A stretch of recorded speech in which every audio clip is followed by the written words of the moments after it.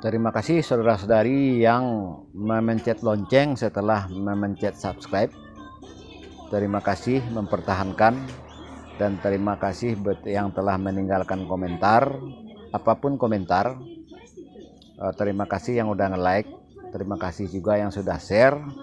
Terima kasih senior semua di YouTube, para YouTuber. Tanpa kita bekerja sama, apalah artinya kita ini di YouTube, ya. Ini himbauan dialog untuk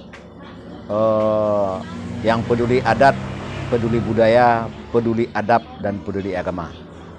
Ya, ini kita bicara sumber disahkan Undang-Undang Sumber Bersyariat di DPR RI oleh Gus Pardi Gaus, Partai PAN Komisi 2, Undang-Undang ABSSPK. Sementara NKRI ini anti khilafah.